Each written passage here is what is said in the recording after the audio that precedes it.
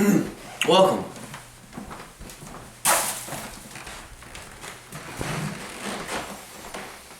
My name's Bobby Anthony, and today we were making a painting. Here's a painting that was done on a unprimed canvas, partially warped. Hopefully that will add to the charm, but today we're going to learn why the mistakes that we make are actually part of the brilliance in art. So,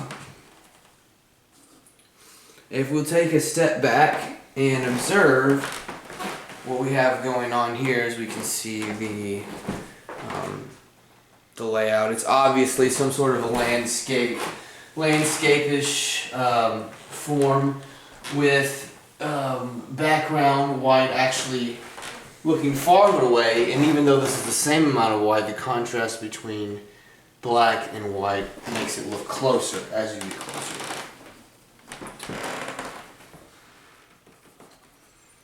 Now the attempt to put a green line, which is different than everything else, makes this green leaf appear closer. But I'm not satisfied with this green leaf. I believe that there should be something else to it. So I have nothing planned at all, just taking white and trying to decide why I want this something different. Now as I'm adding white, you can see it dissolve into the background.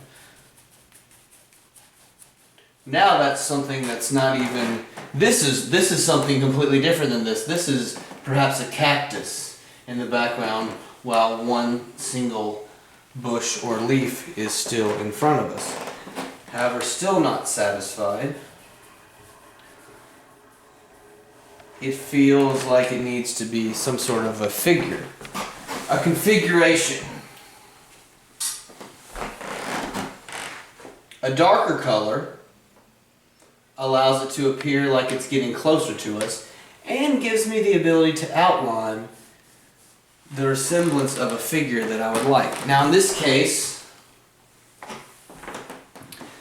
I would like the figure to resemble some sort of maybe reptile or perhaps alligator, monster, whatever you want to call it. So I'm going to borrow a little bit of black for the eyeball. Now it's still in the distance somewhat, but you can start to see a figure, mouth, teeth, eye, emerge.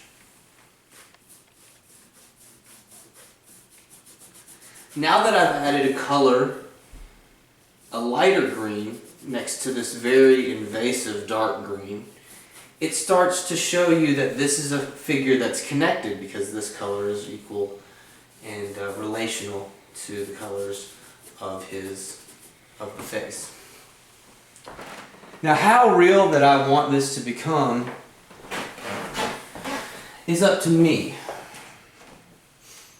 Now black I feel like would take away a lot.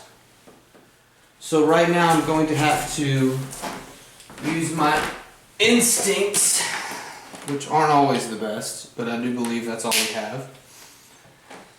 And despite all belief, use yellow. Now the yellow that's coming against this green is actually strengthening the case for it to be close. Now it seems like two different paintings at the time, but upon further review,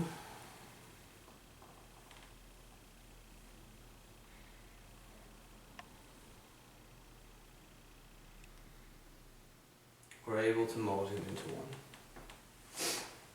Now let's take a step back, shall we? How is this different than at the beginning?